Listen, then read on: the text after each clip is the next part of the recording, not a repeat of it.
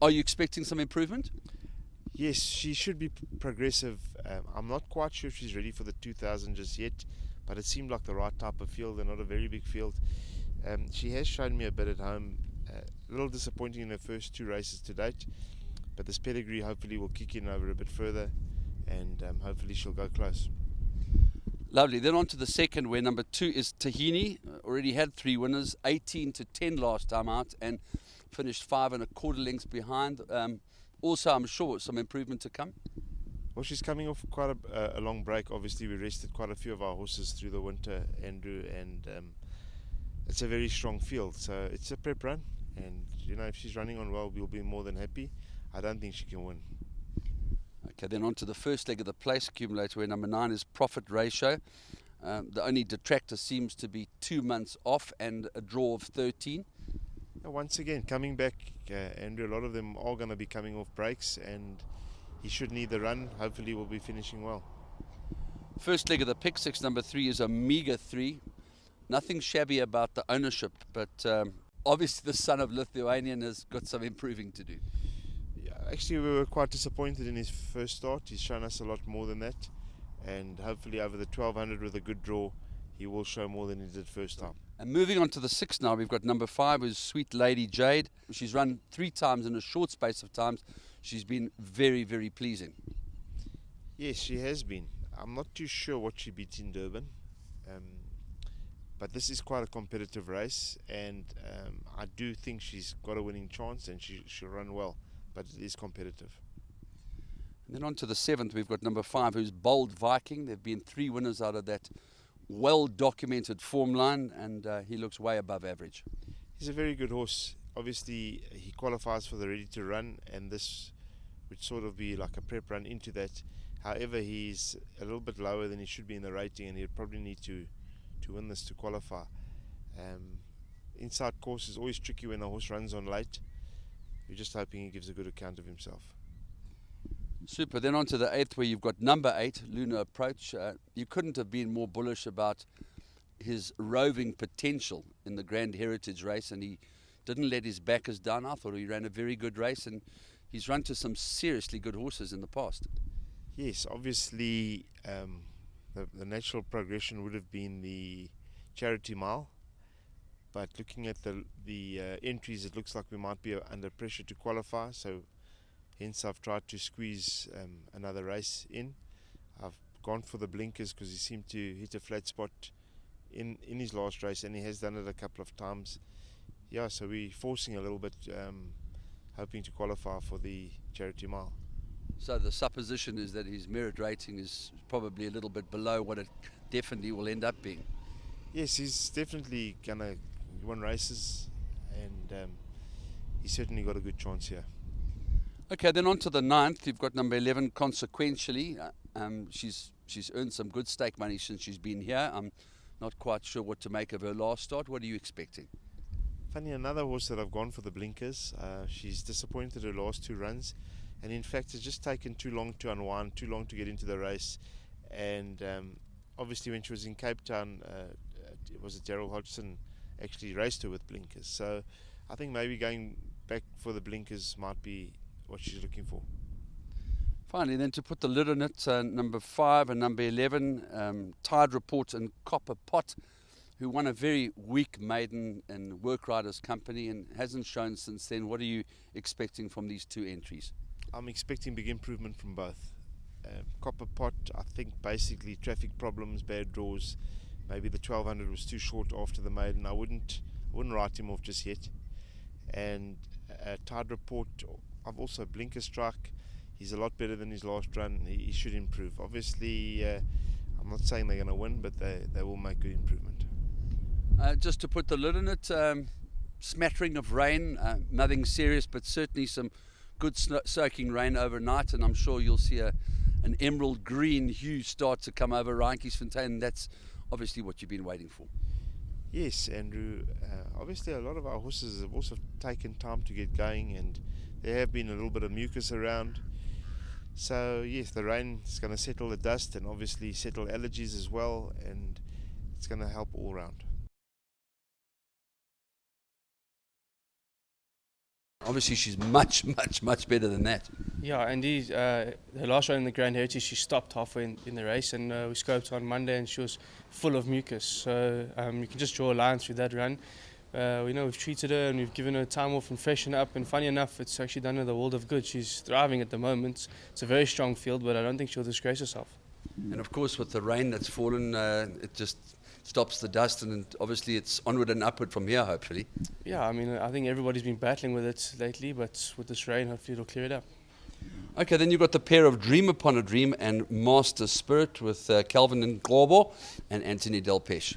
Yeah, their form hasn't been too great lately, but Master Spirit's been just behind them in his last couple of runs. I think this course and distance, I think he's going to love it. He won the 1200 at Greyville, so I think he likes the way these kind of races are run. Dream Upon a Dream is a similar horse. His best run lately has been 1,000 on the inside track, so this is not much of a muchness with 1200.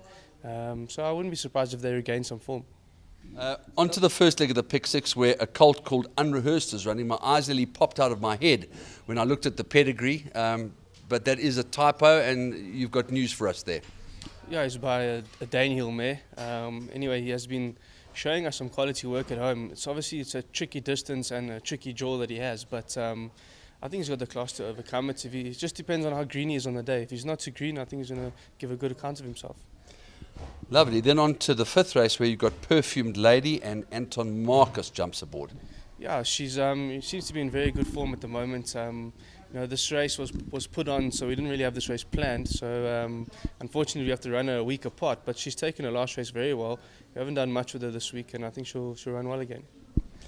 Lovely. Then on to the sixth race, where you've got Dame Eleanor and Anthony Delpeche has got the ride with Intriguing Lady and Waishong Mawing.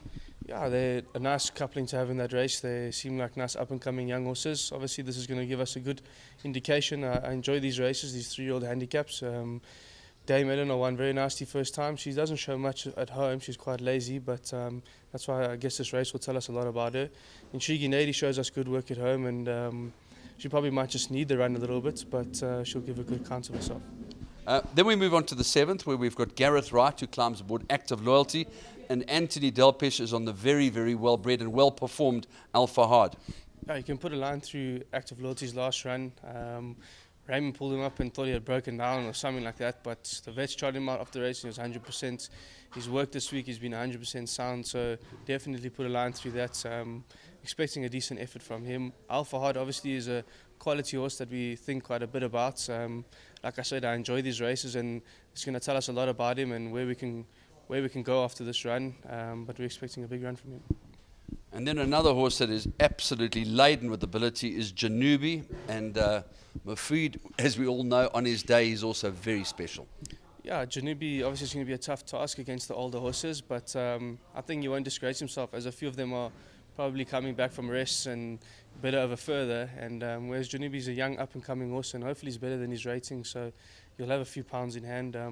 Mofid was also disappointing in the Grand Heritage, but as you've seen, Bold Rex has come out of that race and won, so I can't read too much into that form line, and he is better than that. His last run on the inside track was a really big run, and I'm expecting the same performance. Right, a very interesting runner in the 9th of the afternoon, Dancing Wall from the horse Chestnut family. Looks ready to get into some sort of a picture. I'm not sure that the draw is going to be of any consequence over 2,000 metres on the inside track. Yeah, the reason we've brought her up is because we feel she's going to suit Joburg racing much better, and obviously she's a filly looking for this type of distance. The last run was basically just a prep run, and she ran well, considering she got a little bit hindered with as well. So she's travelled up from Durban. I don't know much about her homework, but she travelled very well. She looks good, and I'm expecting a good run.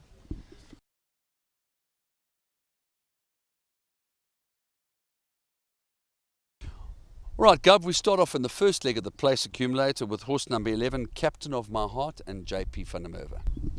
Yeah, Andy, I thought it was a very good comeback run. Having had a bit of rain now, I think he's really going to appreciate the sting out of the ground too. And, if he doesn't run well, I'll blame it on second run after a layoff syndrome, but prefer not to do that. He's very well, and I think he's probably improved out of the race. So, he's a lively sort of runner, I think, and not to be ignored. Excellent. And then you've got dual representation in the first leg of the pick six in Pagoda with Devon Habib, and Anton Marcus climbs on the horse Race the Green Light, who's had 2 consecutive seconds. Yeah, I think Race the Green Light is probably overdue now. I was always a little bit worried that the 1,000 metres last time might be a bit short for him, but really was like scratching for places to run him. And he ran very well. I think 1,200 much more up his alley, and he's a nice horse. He's an improving horse, and slightly awkward draw there. I think we'll jump from around 10 draw. But he's a sensible horse, and I think he's probably very easy to ride, so I'll just leave that part of it to Anton and hope for the best. He's certainly going very well at home. And Pagoda, it probably will be again too short for him. He was very, very green on his debut, but he ran on nicely. So I'll ask Devi from a very wide draw. I'm going to ask him just to tuck him in and have him finishing. So, he's one to hopefully improve later on. Okay, super. Then on to the 6th race, where Miss Turbo ran against a very strong field, but I thought that after the way in which she disposed of her maiden rivals that she'd be better than where she finished. I thought it was a poor run. We were really iffy about running her there. She didn't return a very strong blood count, especially that being such a strong race.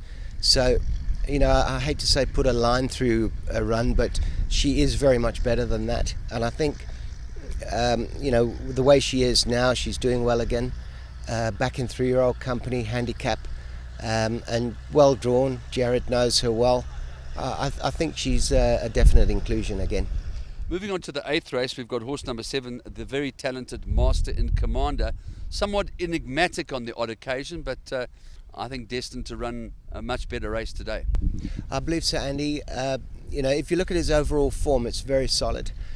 His last start, he was in need of that run, and he found himself at probably poor conditions for him. He found himself out at the weights, quite badly out at the weights, but also he was travelling a little bit too handy that day, especially for a horse that's come from a long layoff like he had.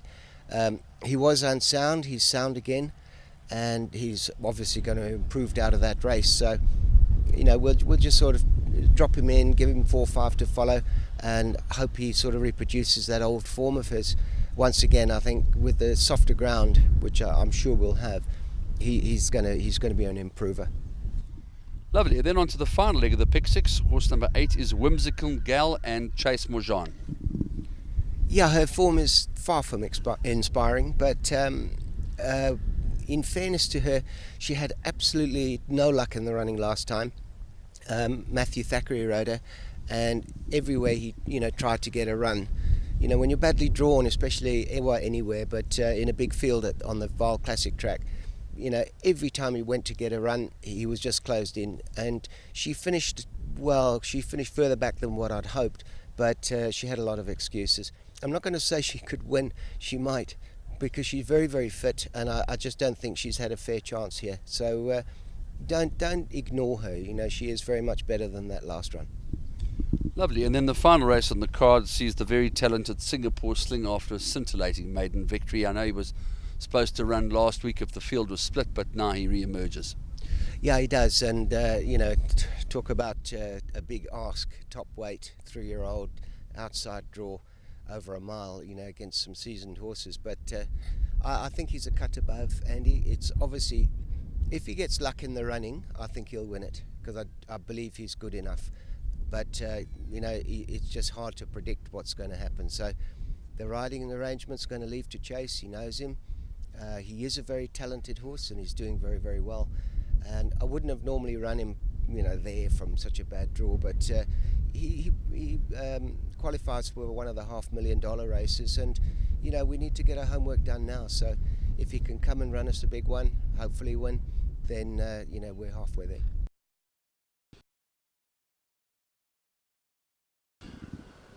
Right, Adam, we start off in the second race of the afternoon. It's a very, very hot race. You've got one superstar and one not so superstar, starting off with Oasis Queen and Callan Murray. Hi Andrew, yeah, that's an extremely tough field. I think it's a nice field for the punters and for the racing industry to see where the 3-year-old fillies stand this year, taking on the older horses. I know that we're 3 kilos worse off to the last time we met Negromawa with Kirari Falcon, and Yeah, but she's a decent filly. You know, she did come off a rest, so did Negamara. We do think highly of her, but she's taken on the likes of Juxtapose and Tahini as well, so healthy respect for those horses. Johan's stable is in banging form at the moment. His strike rate is second to none, so you've got to respect all his horses whenever you're going to the races at the moment. She is a filly that we think highly of, and she's got a nice draw. It'll just be a good indication of where we're going to go with her for the rest of the season. And yeah, look, we know that she's good. I think we'll see on Saturday really how good she is. Then a filly that's got to be very dear to everybody's hearts, particularly what we've been waiting for has happened this week. And I refer to horse number 8 in race 5, Announcing Rain. Yeah, it's been lovely to get a bit of rain lately, and the filly's doing well at home. She's got a nice draw, she's a nice lightweight, but healthy respect for Perfume Lady, Seattle Lady, horses that are both in form and have been running well lately. Easy Game, also a consistent filly that doesn't do much wrong, and she's doing well at home, jumping from a good draw as well. Both of these fillies coming from the good draw would suit them in the race, but it is going to be a very competitive field.